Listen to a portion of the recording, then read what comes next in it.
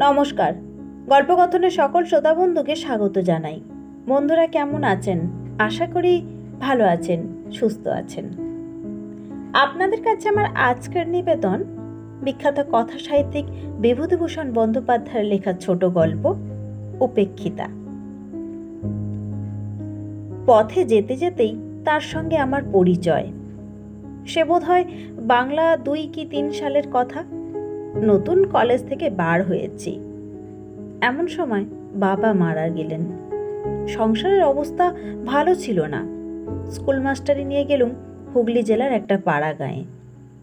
গ্রামটির অবস্থা একসময় খুব ভালো থাকলেও আমি যখন গেলুম তখন তার অবস্থা খুব শোচনীয়। খুব বড় গ্রাম, অনেকগুলি পাড়া। গ্রামের এক প্রান্ত থেকে আর এক প্রান্ত বোধহয় ১ ক্রোশেরও ওপর। প্রাচীন আম কাঁঠালের বনে সমস্ত গ্রামটি অন্ধকার। আমি ও গ্রামে থাকতুম না। গ্রাম থেকে প্রায় ১ মাইল দূরে সে গ্রামের রেল স্টেশন। স্টেশন মাস্টারের একটি ছেলে পড়ানোর ভার নিয়ে সেই রেলের পিডব্লিউডির একটা পরিত্যক্ত বাংলোয় থাকতুম। চারদিকে নির্জন মাঠ, মাঝে মাঝে তালবাগান। স্কুলটি ছিল গ্রামের ও প্রান্তে। মাঠের মধ্যে নেমে হেঁটে যেতুম প্রায় ১ কোষ। একদিন বর্ষাকাল, বেলা ১০টা প্রায় বাজে। স্কুলে যাচ্ছি। সোজা রাস্তা দিয়ে না গিয়ে একটু শীঘ্র যাবার জন্য পাড়ার ভেতর দিয়ে একটা রাস্তা নেমে গিয়েছে, সেইটা দিয়ে যাচ্ছি। সমস্ত পথটা বড় বড় আম কাঁঠালের ছায়ায় ভরা। একটু আগে খুব এক পশলা বৃষ্টি হয়ে গিয়েছিল। আকাশ মেঘে আচ্ছন্ন ছিল। গাছের ডাল থেকে টুপটাপ করে বৃষ্টির জল ঝরে পড়ছিল। একটা জীর্ণ ভাঙা ঘাটওয়ালা প্রাচীন পুকুরের ধার দিয়ে রাস্তা। সেই রাস্তা বেয়ে যাচ্ছি। সেই সময় কে একটি স্ত্রীলোক, খুব টকটকে রংটা, হাতে বালা অনন্ত, পরনে চওড়া লালপাড় শাড়ি, বয়স ২৪-২৫ হবে। পাশের একটা সরু রাস্তা দিয়ে ঘোড়া নিয়ে উঠলেন আমার সামনের রাস্তায়। বোধহয় পুকুরে যাচ্ছিলেন জল আনবার জন্যে। আমায় দেখে ঘোমটা টেনে পথের পাশে দাঁড়ালেন। আমি পাশ কাটিয়ে জোরে চলে গেলুম। আমার এখন স্বীকার করতে লজ্জা হয়, কিন্তু তখন আমি ইউনিভার্সিটির সদ্য প্রসূত গ্র্যাজুয়েট, বয়স সবে ২০, অবিবাহিত।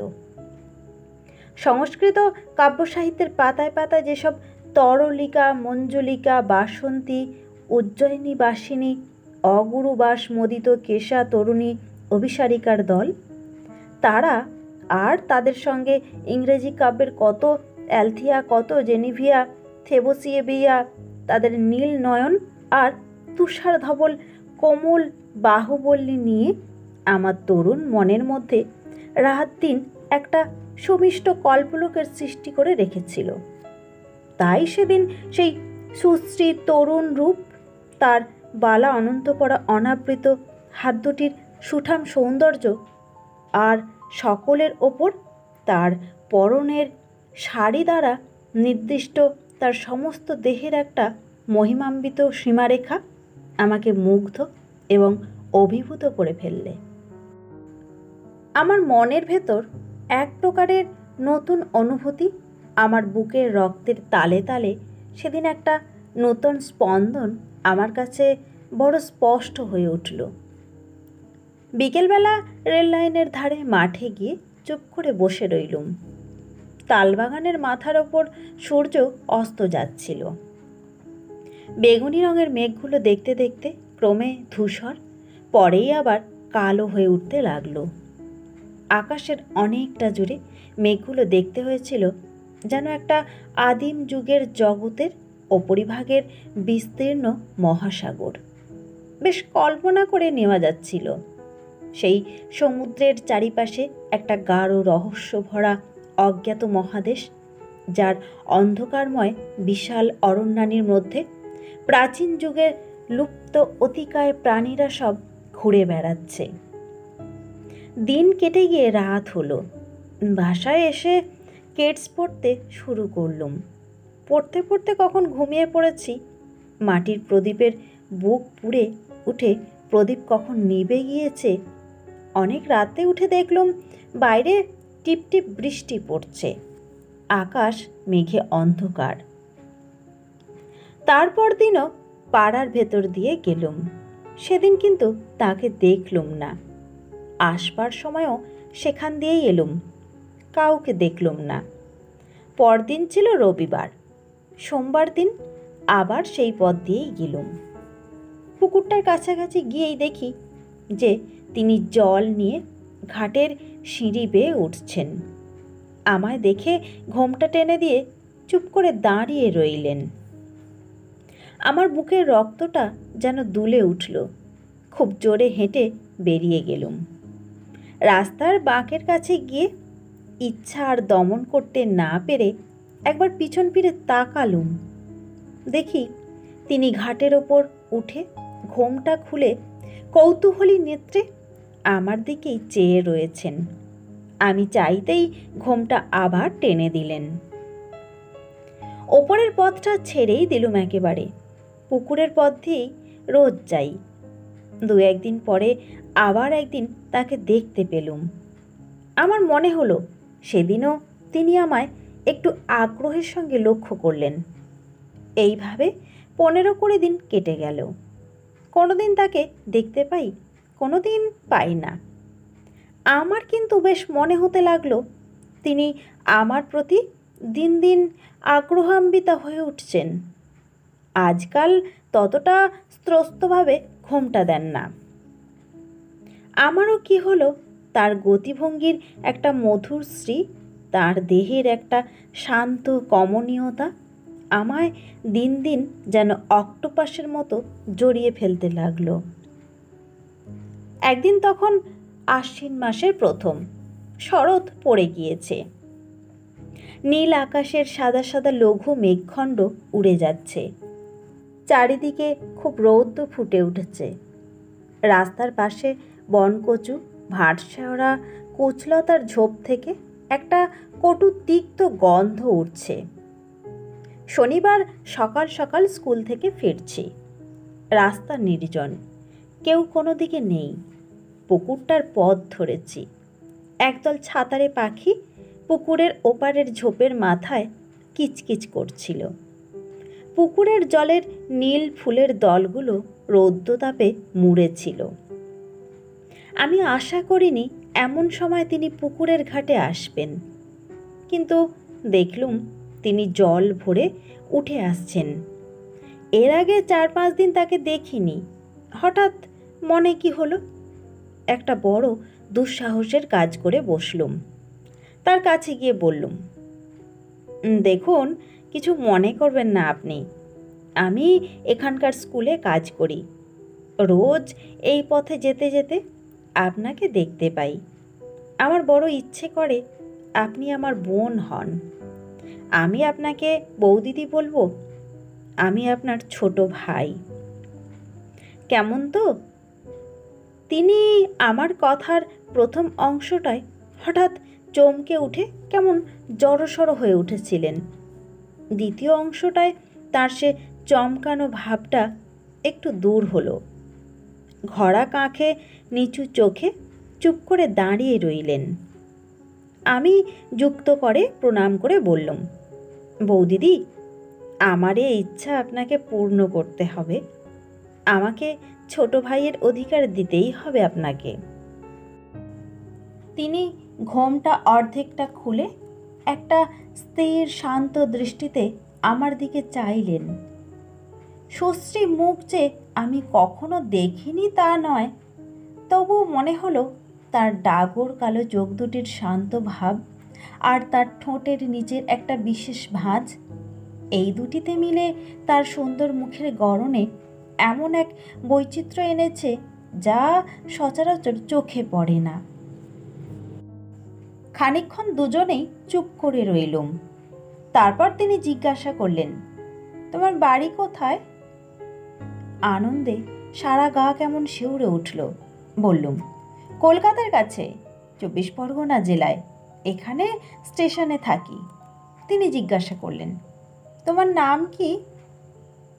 নাম বললুম। তিনি বললেন, তোমার বাড়িতে কে কে আছেন? বললুম, এখন বাড়িতে শুধু মা আর দুটি ছোট ছোট ভাই আছে। বাবা এই বছর মারা গিয়েছেন।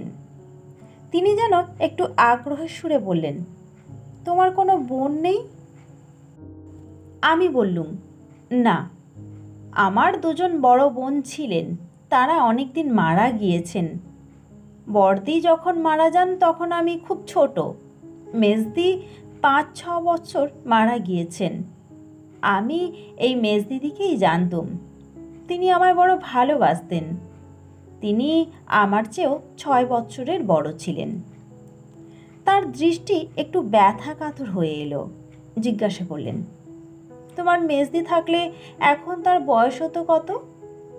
বললুম, এই 26 বছর। তিনি একটু মৃদু হাসির সঙ্গে বললেন, তাই বুঝি ভাইটির আমার একজন বোন খুঁজে বেড়ানো হচ্ছে না? কি মিষ্টি হাসি, কি মধুর শান্ত ভাব। মাথা নিচু করে প্রণাম করে তার পায়ের ধুলো নিয়ে বললুম, তাহলে ভাইয়ের অধিকার দিলেন তো আপনি? তিনি শান্ত হাসি মাখা মুখে চুপ করে রইলেন। আমি বললুম, বৌদি, আমি জানতুম আমি পাবো। আগ্রহের সঙ্গে খুঁজলে ভগবানও নাকি ধরা দেন। আমি একজন বোন অনায়াসেই পাবো। আচ্ছা, এখন আসি। আপনি কিন্তু ভুলে যাবেন না বৌদি, আপনার যেন দেখা পাই। রবিবার বাদে আমি দুবেলাই এ রাস্তা দিয়ে যাব। আমার মাঠের ধারের তাল বাগানটার পাখিগুলি রোজই সকাল বিকেল ডাকে। একটা কি পাখি তার সুর খাদ থেকে ধাপে ধাপে তুলে একেবারে পঞ্চমে চড়িয়ে আনে। মন যেদিন ভারী থাকে সেদিন সে সুরের উদাস মাধুর্য প্রাণের মধ্যে কোনো সাড়া দেয় না। আজ দেখলুম পাখিটার গানের সুরের স্তরে স্তরে হৃদয়টা কেমন লঘু থেকে লঘুতর হয়ে উঠছে। মনে হতে লাগলো জীবনটা কেবল কতকগুলো স্নিগ্ধ ছায়াশীতল পাখির গানে ভরা অপরাহ্নের সমষ্টি, আর পৃথিবীটা শুধু নীল আকাশের তলায় ইতস্তত বর্ধিত অযত্ন সম্ভূত তাল নারিকেল গাছের বন দিয়ে তৈরি, যাদের ঈষৎ কম্পমান দীর্ঘ শ্যামল পদ্মশীর্ষ অপরাহ্নে অবসন্ন রৌদ্রে চিকচিক করছে। তারপর দিন বৌদিদির সঙ্গে দেখা হলো ছুটির পর বিকালবেলা। বৌদিদি যেন চাপা হাসির সুরে জিজ্ঞাসা করলেন, এই যে বিমলের বুঝি আজ খুব সকাল সকাল স্কুলে যাওয়া হয়েছিল? আমি উত্তর দিলুম, বেশ বৌদি, আমি ওবেলা তো ঠিক সময়েই গেলুম, আপনিই ছিলেন না। এখন দোষটা বুঝি আমার ঘাড়ে চাপানো হচ্ছে না? আর বৌদি, ঘাটে ওবেলার সব মেয়েরাও ছিলেন। বৌদিদি হেসে ফেললেন, বললেন, তাই তো, ভাইটির আমার ওবেলা তো বড় বিপদ গিয়েছে তাহলে। আমার একটু লজ্জা হলো। ভালো করে জবাব দিতে না পেরে বললুম, তা নয় বৌদি, আমি এখানে অপরিচিত, পাড়ার মধ্য দিয়ে পথ, পাছে কেউ কিছু মনে করে। বৌদিদির চোখের কৌতুক দৃষ্টি তখনও যায়নি। তিনি বললেন, আমি ওবেলা ঘাটের জলেই ছিলাম বিমল। তুমি ওই চটকা গাছটার তলায় গিয়ে একবার ঘাটের দিকে চেয়ে দেখলে, আমায় তুমি দেখতে পাওনি। আমি জিজ্ঞাসা করলুম, বৌদি, আপনার বাপের বাড়ি কোথায়? তিনি উত্তর দিলেন, খোলাপোতা চেনো? সেই খোলাপোতায়। আমি ইতস্তত করছি দেখে আমায় আরেকটু বিশদ সংবাদ দিয়ে বললেন, ওই যে খোলাপোতা রাস। বৌদিদির হাসি ভরা দৃষ্টি যেন একটু গর্ব মিশ্রিত হয়ে উঠল, কিন্তু বলা আবশ্যক যে খোলাপোতা বলে কোনো গ্রামের নাম এই আমি প্রথম শুনলুম। অথচ বৌদির বাপের বাড়ি, যেখানে এমন রাস হয়, সেই বিশ্ব বিশ্রুত খোলাপতার ভৌগোলিক অবস্থান সম্বন্ধে আমার অজ্ঞতা পাচ্ছে তার মনে ব্যথা দেয়, এই ভয়ে বলে ফেললুম, ও সেই খোলাপতায়? ওটা কোন জেলায়? ভালো। বৌদিদির কাছ থেকে সাহায্য পাবার প্রত্যাশা করেছিলুম, কিন্তু দেখলুম তিনি সে বিষয়ে নির্বিকার। তার হাসি ভরা সরল মুখখানের দিকে চেয়ে আমার করুণা হলো। এই সমস্ত জটিল ভৌগোলিক তত্ত্বের মীমাংসা নিয়ে তাকে পীড়িত করতে আর মন সরল না। বললুম, আচ্ছা বৌদি, আসি তাহলে। বৌদিদি তাড়াতাড়ি ঘোড়ার মুখ থেকে কলার পাতে মোড়া কি বার করলেন, সেটি আমার হাতে দিয়ে বললেন, কাল চাপড়া ষষ্ঠীর জন্য ক্ষীরের পুতুল তৈরি করেছিলাম, আর গোটা কতক কলার বড়া আছে, বাসায় গিয়ে খেও। 4-5 দিন জ্বরে ভোগের পর একদিন পথ্য পেয়ে স্কুলে যাচ্ছি। বৌদিদির সঙ্গে দেখা। আমায় আসতে দেখে বৌদিদি উৎসুক দৃষ্টিতে অনেক দূর থেকে আমার দিকে চেয়েছিলেন। নিকটে যেতে জিজ্ঞাসা করলেন, এ কি বিমল, এমন মুখ শুকনো কেন? বললুম, জ্বর হয়েছিল বৌদিদি। বৌদিদি উদ্বেগের সুরে বললেন, ও তাই তুমি 4-5 দিন আসনি বটে। আমি ভাবলাম বোধহয় কিসের ছুটি আছে। আহা, তাই তো, বড্ড রোগা হয়ে গিয়েছে যে বিমল। তার চোখের দৃষ্টিতে একটা সত্যিকারের ব্যথা মিশ্রিত স্নেহের আত্মপ্রকাশ বেশ বুঝতে পেরে মনের মধ্যে একটা নিবিড় আনন্দ পেলুম। হেসে বললুম, যে দেশ আপনাদের বৌদি, একবার অতিথি হলে আপ্যায়নের চোটে একেবারে অস্থির করে তুলবে। বৌদিদি জিজ্ঞাসা করলেন, আচ্ছা বিমল, ওখানে তোমায় রেঁধে দেয় কে? কে আর রাঁধবে, আমি নিজেই। বৌদিদি একটু চুপ করে রইলেন, তারপর বললেন, আচ্ছা বিমল, এক কাজ করো না কেন? কি বৌদি? মাকে এই পুজোর ছুটির পর নিয়ে এসো। এরকমভাবে কি বিদেশে কাটাবে বিমল? লক্ষ্মীটি, ছুটির পর মাকে অবশ্যই করে নিয়ে এসো। এই গাঁয়ের ভেতর অনেক বাড়ি পাওয়া যাবে, আমাদের পাড়াতেই আছে। না হলে অসুখ হলে কে একটু জল দেয়। আচ্ছা বিমল, আজ যে পথ্য করলে কে রেঁধে দিলে? আমার হাসি পেল। বললুম, কে আবার দেবে বৌদি, নিজেই করলুম। তিনি আমার দিকে যেন কেমনভাবে খানিকক্ষণ চেয়ে রইলেন। তার সেদিনকার সেই সহানুভূতি বিগলিত স্নেহ মাখানো মারতি মুখের জল ভরা কালো চোখ দুটি পরবর্তী জীবনে আমার অনেক দিন পর্যন্ত মনে ছিল। সেদিন স্কুল থেকে আসবার সময় দেখি বৌদিদি যেন আমার জন্যই অপেক্ষা করছেন।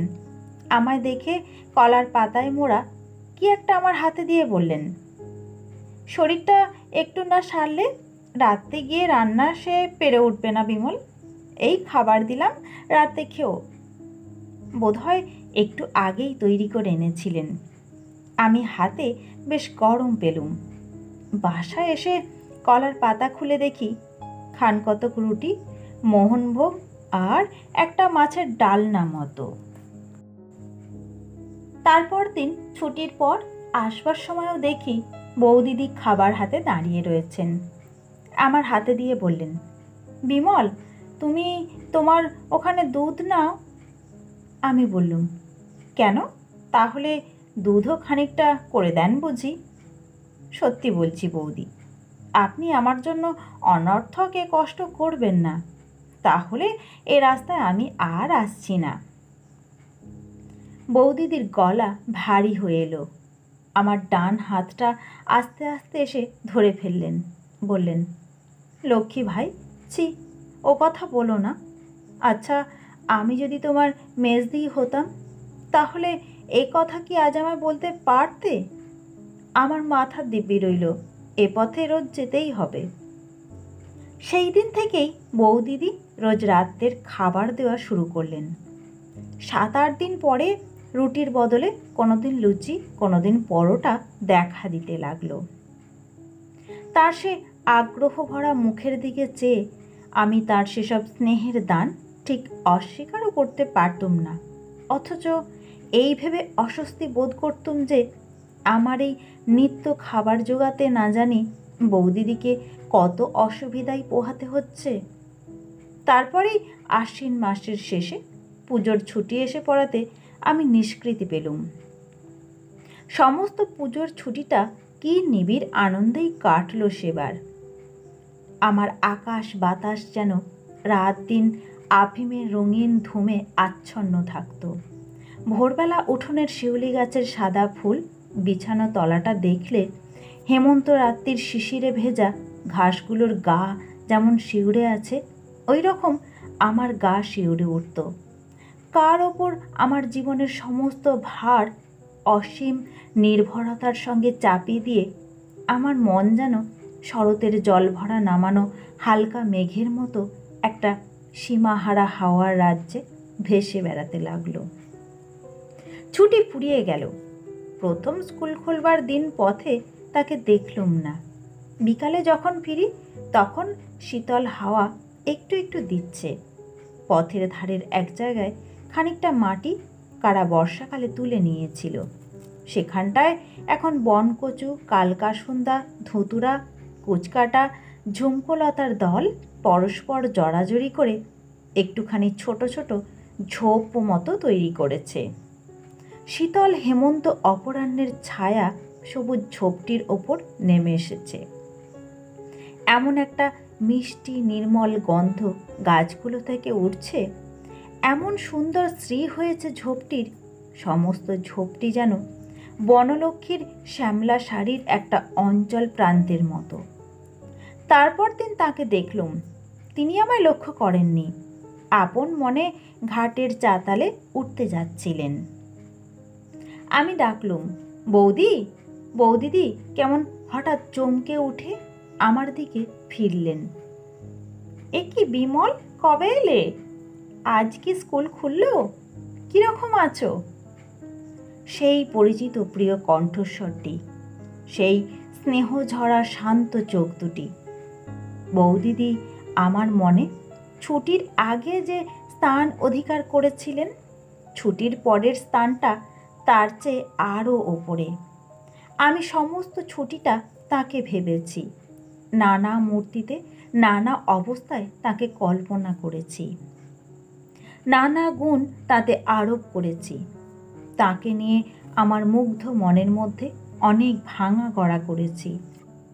আমার মনের মন্দিরে আমারই শ্রদ্ধা ভালোবাসায় গড়া তার কল্পনা মূর্তিকে অনেক অর্ঘ্য চন্দনে চর্চিত করেছি। তাই সেদিন যে বৌদিদিকে দেখলুম, তিনি পূজার ছুটির আগেকার সে বৌদিদি নন।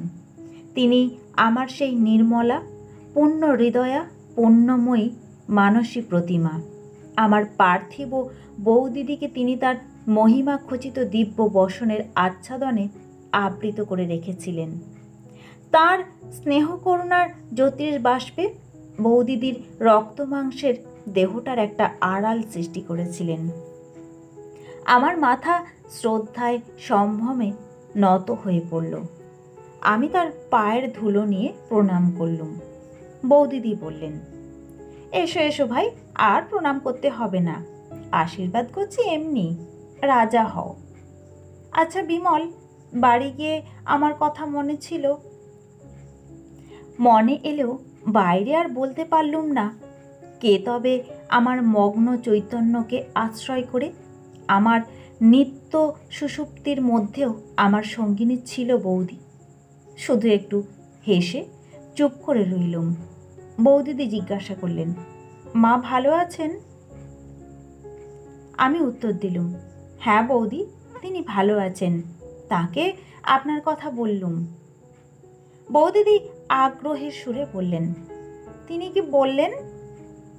আমি বললুম। শুনে মার দুই চোখ ভরে জল এলো। বললেন, একবার দেখাবি তাকে বিমল? আমার নলিনীর শোক বোধ হয় তাকে দেখলে অনেকটা নিবারণ হয়। বৌদিদিরও দেখলুম দুই চোখ ছলছল করে এলো জলে। আমায় বললেন, হ্যাঁ বিমল, তা মাকে এই মাসে নিয়ে এলে না কেন? আমি বললুম, সে এখন হয় না বৌদি। বৌদিদি একটু ক্ষুব্ধ হলেন, বললেন, বিমল, জানো তো সেবার কীরকম কষ্টটা পেয়েছ? এই বিদেশ বিভুঁই মাকে আনলে এই মিথ্যে কষ্টটা তো আর ভোগ করতে হয় না। আমি উত্তর দিলুম, বৌদি, আমি তো আর ভাবিনি যে আমি বিদেশে আছি। যেখানে আমার বৌদি রয়েছেন সে দেশ আমার বিদেশ নয়। মা না থাকলেও আমার এখানে ভাবনা কিসের বৌদি? বৌদিদির চোখে লজ্জা ঘনিয়ে এলো। আমার দিকে ভালো করে চাইতে পারলেন না, বললেন, হ্যাঁ, আমি তো সবই করছি। আমার কি কিছু করবার জো আছে? কত পরাধীন আমরা তা তো জানো ভাই। ওসব নয়, তুমি এই মাসেই মাকে আনো। আমি কথাটাকে কোনো রকমে চাপা দিয়ে সেদিন চলে এলুম। তারপর দিন ছুটির পর বৌদিদির সঙ্গে দেখা। অন্যান্য কথাবার্তার পর আসবার সময় তিনি কলার পাতে মোড়া আবার কি একটা বার করলেন। তার হাতে কলার পাত দেখলেই আমার ভয় হয়। আমি শঙ্কিত চিত্তে বলে উঠলুম, ও আবার কি বৌদি? আবার সেই? বৌদিদি বাধা দিয়ে বললেন, আমার কি কোনো স্বাদ নেই বিমল? ভাইফোঁটাটা অমনি অমনি গেল, কিছু কি করতে পারলুম? কলার পাতা মোড়া রহস্যটি আমার হাতে দিয়ে বললেন, এতে একটু মিষ্টিমুখ করো, আর এইটে নাও, একখানা কাপড় কিনে নিও। কথাটা ভালো করে শেষ না করেই বৌদি আমার হাতে একখানা 10 টাকার নোট দিতে এলেন। আমি চমকে উঠলুম, বললুম, এ কি বৌদি? না না, এ কিছুতেই হবে না। খাবার আমি নিচ্ছি, কিন্তু টাকা নিতে পারবো না। আমার কথাটার স্বর বোধহয় একটু তীব্র হয়ে পড়েছিল। বৌদিদি হঠাৎ থতমত খেয়ে গেলেন। তার প্রসারিত হাতখানা ভালো করে যেন গুটিয়ে নিতেও সময় পেলেন না, যেন কেমন হয়ে গেলেন। তারপর একটুখানি অবাক হয়ে আমার দিকে চেয়ে থাকবার পরই তার টানা কালো চোখ দুটি ছাপিয়ে বাঁধ ভাঙা বন্যা স্রোতের মতো জল গড়িয়ে পড়ল। আমার বুকে যেন কিসের খোঁচা বিঁধল। এই নিতান্ত সরলা মেয়েটির আগ্রহ ভরা স্নেহ উপহার রূঢ়ভাবে প্রত্যাখ্যান করে তার বুকে যে লজ্জা আর ব্যথার শূলবিদ্ধ করলুম, সে ব্যথার প্রতিঘাত অদৃশ্যভাবে আমার নিজের বুকে গিয়েও বাজল। আমি তাড়াতাড়ি 2 হাতে তার পায়ের ধুলো নিয়ে তার হাত থেকে নোটখানা ও খাবার 2 নিয়ে বললুম, বৌদি, ভাই বলে এ অপরাধ এবারটা মাপ করুন আমার। আর কখনো আপনার কথার অবাধ্য হব না। বৌদিদির চোখের জল তখনও থামেনি।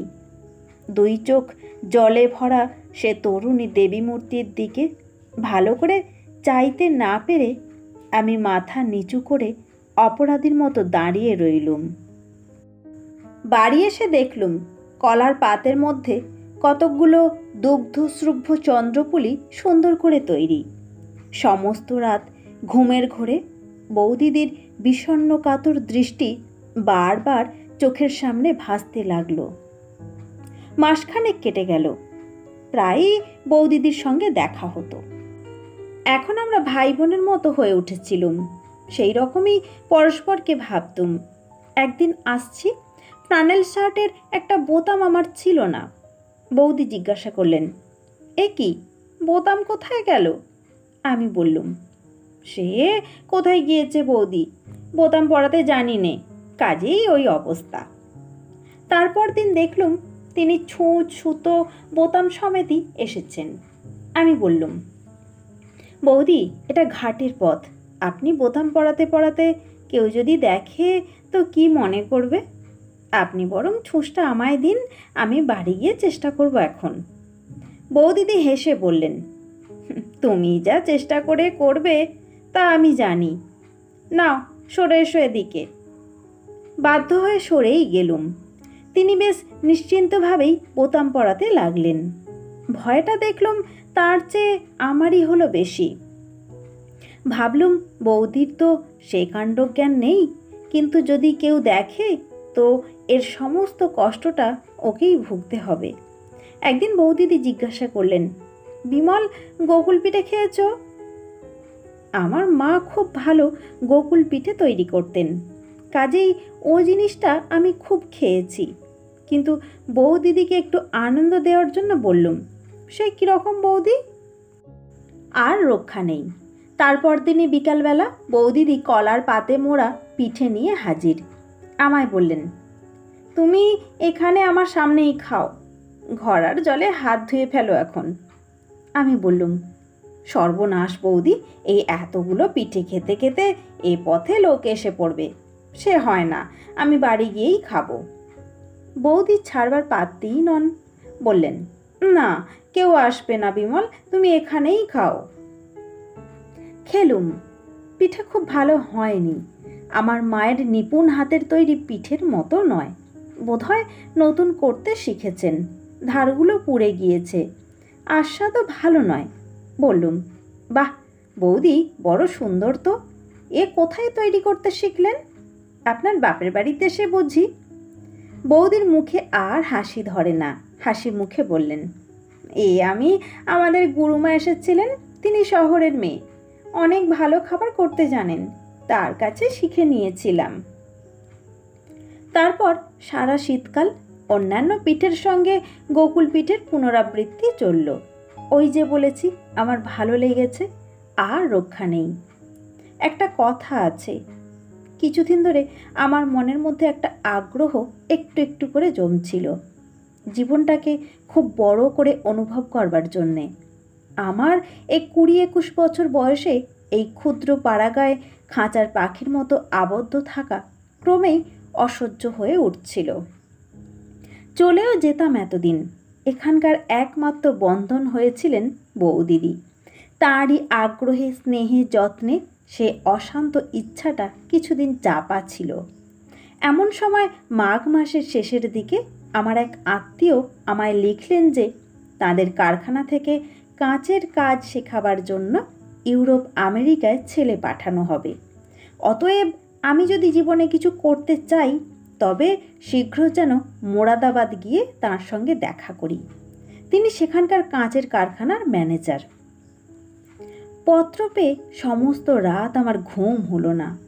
ইউরোপ আমেরিকা, সে কত উর্মি সঙ্গীত মুখরিত শ্যামল সমুদ্র তট, কত অকুল সাগরের নীল জলরাশি, দূরে সবুজ বিন্দুর মতো ছোট ছোট দ্বীপ, ওই শিশিল, নতুন আকাশ, নতুন অনুভূতি, ডোভারের সাদা খড়ির পাহাড়, প্রশস্ত রাজপথে জনতার দ্রুত পাদচরণ, লাডগেট সার্কাস, টটেনহাম কোর্ট, রোডবার্চ, উইলো, পপলার, মেপল গাছের সে কত শ্যামল পত্র সম্ভার, আমার কল্পলোকের সঙ্গিনী কনক কেশিনী, কত ক্লারা, কত মেরি, কত ইউজিনি। পরদিন সকালে পত্র লিখলুম, আমি খুব শীঘ্রই রওনা হব। স্কুলে সেদিনই নোটিশ দিলুম, 15 দিন পরে কাজ ছেড়ে দেব। মন বড় ভালো ছিল না। ওপরের পথটা দিয়ে কয়েকদিন গেলুম। 10-12 দিন পরে নিচের পথটা দিয়ে যেতে যেতে একদিন বৌদিদির সঙ্গে দেখা। বৌদিদি একটু অভিমান প্রকাশ করলেন, বিমল, বড় গুণের ভাই তো, আজ 4-5 দিনের মধ্যে বোনটা বাঁচলো কি মরল তা খোঁজ করলে না? আমি বললাম, বৌদিদি, করলে সেটাই অস্বাভাবিক হতো। বোনেরাই ভাইদের জন্যে কেঁদে মরে, ভাইদের দায় পড়েছে বোনেদের ভাবনা ভাবতে। দুনিয়া শুদ্ধ ভাই বোনেরই এই অবস্থা। বৌদিদি খিলখিল করে হেসে উঠলেন। এই তরুণীর হাসিটি বালিকার মতো এমন মিষ্ট নির্মল যে এ শুধু লক্ষ্মী পূর্ণিমার রাতের জ্যোৎস্নার মতো উপভোগ করবার জিনিস, বর্ণনা করবার নয়। বললেন, তা জানি জানি, নাও, আর গুমর করতে হবে না। সে গুণ যে তোমাদের আছে তা কি আমরা ভেতরে ভেতরে বুঝি না? কিন্তু বুঝে কি করব, উপায় নেই। হ্যাঁ, তা সত্যি সত্যি মাকে কবে আনছো? আমার কাজ ছেড়ে দেওয়ার কথা আমি বৌদিদিকে কিছু বলিনি।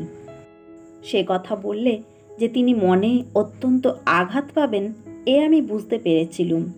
একবার ভাবলুম সেই তো জানাতেই হবে, একদিন বলে ফেলি।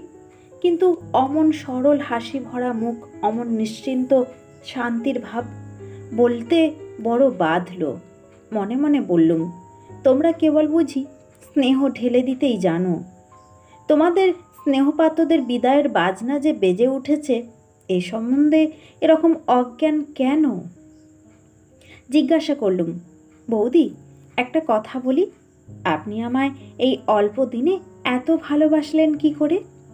আচ্ছা, আপনারা কি ভালোবাসার পাত্রপাত্রীও দেখেন না? আমি কে বৌদি যে আমার জন্য এত করেন? বৌদিদির মুখ গম্ভীর হয়ে এলো। তার ওই এক বড় আশ্চর্য ছিল, মুখ গম্ভীর হলেই প্রায়ই চোখে জল আসবে, জল কেটে গেল তো আবার হাসি ফুটবে, শরতের আকাশে রোদ বৃষ্টি খেলার মতো। বললেন, এতদিন তোমায় বলিনি বিমল, আজ 5 বছর হলো আমারও ছোট ভাই আমার মায়া কাটিয়ে চলে গিয়েছে। তারও নাম ছিল বিমল। থাকলে সে তোমারই মতো হতো এতদিন, আর তোমারই মতো দেখতে। তুমি যেদিন প্রথম এ রাস্তা দিয়ে যাও, তোমায় দেখেই আমার মনের মধ্যে সমুদ্র উথলে উঠল। সেদিন বাড়ি গিয়ে আপন মনে কত কেঁদেছিলাম। তুমি এখান দিয়ে যেতে, রোজ তোমাকে দেখতাম। যেদিন তুমি আপনা হতেই দিদি বলে ডাকলে, সেদিন থেকে আজ পর্যন্ত যে কি সুখে আছি তা বলতে পারিনে। তোমায় যত্ন করে তুমি যে বড় বোনের মতো ভালোবাসো, তাতে আমি বিমলের শোক অনেকটা ভুলেছি। ওই এক ভাই ছিল আমার। তুলসীতলায় রোজ সন্ধ্যাবেলা কত প্রণাম করি, বলি, ঠাকুর এক বিমলকে তো পায়ে টেনে নিয়েছ, আর এক বিমলকে যদি দিলে তো এর মঙ্গল করো, একে আমার কাছে রাখো। চোখের জলে বৌদিদির গলা আড়ষ্ট হয়ে এলো। আমি কিছু বললাম না, বলবো কি? একটু পরে বৌদিদি নিজেকে একটু সামলে নিয়ে জল ভরা চোখ দুটি তুলে আমার মুখের দিকে চাইলেন। কি সুন্দর তাকে দেখাচ্ছিল। কালো চোখ দুটি ছলছল করছে, টানা ভুরু যেন আরও নেমে এসেছে, চিবুকের ভাঁজটি আরও পরিস্ফুট, যেন কোনো নিপুণ প্রতিমাকারক সরু বাঁশের চেঁচারি দিয়ে কেটে তৈরি করেছে। পথের পাশেই প্রথম ফাল্গুনের মুগ্ধ আকাশের তলায় আকর ফুলের একটা ঝোপে কাঁটাওয়ালা ডালগুলিতে থলো থলো সাদা ফুল ফুটেছিল। মনের ফাঁকে ফাঁকে নেশা জমিয়ে আনে, এমনই তার মিষ্টি গন্ধ। দুজনে অনেকক্ষণ কথা বলতে পারলুম না। খানিক পরে বৌদিদি বললেন, সেই জন্যই বলছি ভাই, মাকে আনো। আমাদের পাড়ায় চৌধুরীদের বাড়িটা পড়ে আছে, ওরা এখানে থাকে না, খুব ভালো বাড়ি, কোনো অসুবিধা হবে না। তুমি মাকে নিয়ে এসো, ওখানেই থাকো। সে তাদের পত্র লিখলেই তারা রাজি হবেন। বাড়িতে এমনিই পড়ে আছে। তোমার বোন পরাধীন, কিছু করবার তো ক্ষমতা নেই। তোমার সঙ্গে এসব দেখাশোনা, এসব লুকিয়ে বাড়ির কেউ জানে না। তুমি দুবেলা ঘাটের পথ দিয়ে যেও, দেখেই আমি শান্তি পাবো ভাই। মাকে এ মাসেই আনো। কেমন করে তা হবে? একটু চুপ করে থেকে জিজ্ঞাসা করলুম, বৌদি আমি এখানে থাকলে কি আপনি খুব সুখী হন? বৌদিদি বললেন, কি বলবো বিমল, মাকে আনলে তোমার কষ্টটাও কম হয়, তা বুঝেও আমার সুখ। আর বেশ দুটি ভাই বোন এক জায়গায় থাকবো, 12 মাস দুবেলা দেখা হবে, কি বলো? আমি বললুম, ভাই যদি কোনো গুরুতর অপরাধ করে আপনার কাছে, তাকে ক্ষমা করতে পারবেন? বৌদিদি বললেন, শোনো কথা ভঙ্গি ভাইটির আমার কাছে তোমার আবার অপরাধটা কিসের শুনি? আমি জোর করে বললুম, না বৌদি, ধরুন যদি করি তাহলে? বৌদিদি আবার হেসে বললেন, না না, তাহলেও না। ছোট ভাইটির কোনো কিছুতেই অপরাধ নেই আমার কাছে, আমি যে বড় বোন। চোখে জল এসে পড়ল। আড়ষ্ট গলায় বললুম, ঠিক বৌদি, ঠিক। বৌদি অবাক হয়ে গেলেন, বললেন, বিমল, কি হয়েছে ভাই? অমন করছো কেন? মুখ ফিরিয়ে আনতে উদ্যত হলুম। বললুম, কিছু না বৌদি, অমনি বলছি। বৌদিদি বললেন, তবুও ভালো, ভাইটির আমার এখনো ছেলে মানুষই যায়নি। হ্যাঁ, ভালো কথা বিমল, তুমি ভালোবাসো বলে বাগানের কলার কাঁদি আজ কাটিয়ে রেখেছি, পাকলে একদিন ভালো করে দেব এখন। তারপর দিনই আমার নোটিশ অনুসারে স্কুলের কাজের শেষ দিন। গিয়ে শুনলাম আমার জায়গায় নতুন লোক নেওয়া ঠিক হয়ে গিয়েছে। স্কুলের সকলের কাছে বিদায় নিয়ে চলে এলুম। শুধু একবার শেষ দেখা করবার জন্যই তারপর দিন পুকুরের ঘাটে ঠিক সময়েই গেলুম।